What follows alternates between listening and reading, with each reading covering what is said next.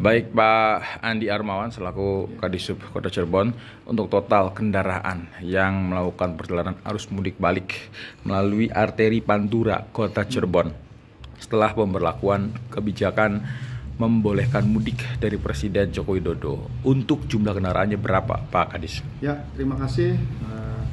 Untuk kami laporkan bahwa masa arus mudik balik untuk Hari Raya Idul Fitri 2022 atau 1443 Hijriah, setelah kami lakukan traffic count atau penghitungan pencacahan kendaraan yang masuk ke wilayah Kota Cirebon, baik mobil pribadi, kemudian mobil jenis truk, bus, dan sepeda motor, total seluruhnya adalah 1.443.446 kendaraan.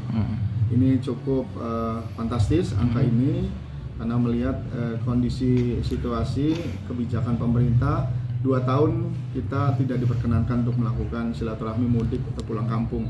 Dan di tahun 2022 ini diperbolehkan untuk masyarakat melakukan mudik pulang kampung atau silaturahmi di kampung masing-masing. Nah, ini pertanda bahwa pandemi ini sudah mulai agak sedikit dilonggarkan. Tetapi ingat bahwa pandemi ini masih ada. Bahkan terakhir kemarin kami sudah mendapat instruksi dari Pak Wali Kota dengan keluarganya surat edaran, dan dasar surat edaran itu adalah instruksi Menteri Dalam Negeri nomor 24 tahun 2022 bahwa PPKM ini diperpanjang, yaitu kita masuk dari level 2. Artinya apa?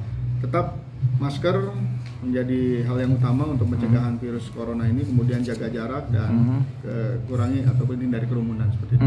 Dengan jumlah sebelum pandemi Pak, apa jumlah tersebut ada kenaikan atau keturunan Pak secara menyeluruh Pak? Jelas Mas, ini kenaikan daripada arus mudik ini sangat luar biasa sekali. Kemarin saja untuk secara umum ya, secara nasional yang melakukan mudik itu 1.500 yang melakukan mudik dengan cara yang memaksa lah, sebut saja seperti itu, 2022. Padahal saat itu kami pun sama melakukan bertugas, tapi waktu itu kami menjaga untuk tidak dilakukannya mudik karena pelarangan itu pelarangan itu betul. Tetapi hasil yang dipublish oleh kementerian, kurang lebih 1.500 pemudik yang nekat itu nekat kembali kampung masing-masing.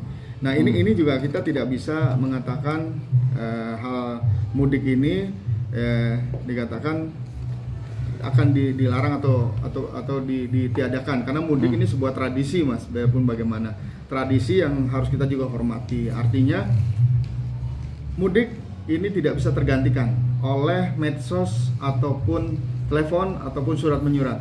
Karena setelah kami tanyakan langsung pada para pemudik langsung di lapangan, mereka itu sudah turun-temurun dari mulai mereka juga usia anak-anak diajak oleh orang tuanya dan sebagainya.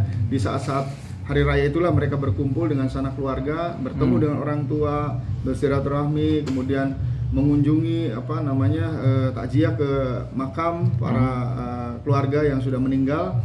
Kemudian juga dimanfaatkan untuk mereka bertemu silaturahmi dengan kawan-kawan lama sejak masa kecil. Nah, ini yang barangkali di sinilah tradisi yang menarik yang kita juga tidak bisa dihindarkan atau tidak bisa kita larang, tetap akan dilakukan mudik seperti itu. Dan ini terjadi di tahun 2022 ini benar-benar luar biasa untuk mudik itu. Secara minggu berarti lancar ya Pak? Lancar.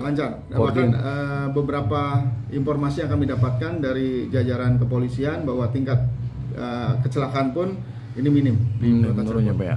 Koordinasi pun dengan berbagai pihak lancar berjalan lancar. Bahkan kita melihat adanya kerjasama kolaborasi di lapangan, TNI, Polri, kemudian kami di Sub, Satpol PP, BPBD, Damkar, kemudian dibantu oleh tim kesehatan dari Dinas Kesehatan, kemudian dari organisasi kepemudaan, KNPI, kemudian organisasi radio, Orari, Rapi, semua turun, Pramuka, semuanya ada di lapangan. Nah, berbagai kendala yang kemarin dihadapi, ini kan perlu perbaikan ke depan, seperti halnya penataan PJU yang lebih dimaksimalkan, jalur, marka, dan lain sebagainya. Ini bagaimana nih ke depan nih, Pak Andi Armawan? Ya, jadi memang kami sudah mengantisipasi dari awal. Artinya sebelum masuk ke Ramadan kami mencoba untuk bagaimana PJU kita hitung berapa sih sebenarnya PJU yang dilintasi oleh para pemudik. Kemudian dari PJU ini berapa PJU yang rusak ataupun yang perlu diperbaiki dan sebagainya. Kemudian secara bertahap kita lakukan itu, sehingga masuk ke bulan puasa kita sudah tinggal beberapa persen saja yang perlu ada perbaikan-perbaikan. Masuk pada saat musim mudik ataupun H-7 kita sudah siap untuk PJU. Kemudian traffic light juga sama, yang dilintasi para pemudik juga kita jaga sedemikian rupa, karena saat-saat seperti ini mudik kemarin traffic light kadang kita juga mematikan lampu hijau dan merah digantikan warning light. Nah ini juga terus kita lakukan saat-saat situasi volume kendaraan cukup padat. Kita tutup beberapa U-turn atau pelintasan, kemudian disitulah lampu warning light itu kita nyalakan, lampu merah dan hijau kita matikan. Kalau tidak kita matikan akan terjadi tadi bersenggolan, bahkan orang mendadak berhenti karena melihat lampu merah, karena taatnya lalu lintas dia berhenti, sementara orang yang lain merasa daerah lain itu sudah tutup sebelah U-turn, ya, terjadi seperti itu. Tapi alhamdulillah kemarin kesigapan kami berkoordinasi terus dengan kepolisian, kami segera mungkin pada saat U-turn ditutup diikuti oleh bagaimana perlakuan daripada lampu merah kita nyalakan untuk warning light-nya, sementara merah dan hijaunya kita matikan. Begitu juga beberapa fase-fase lampu merah kita perlambat untuk hijaunya kita percepat untuk warna merahnya. Seperti itu. Oke, baik, terima kasih Pak Andi.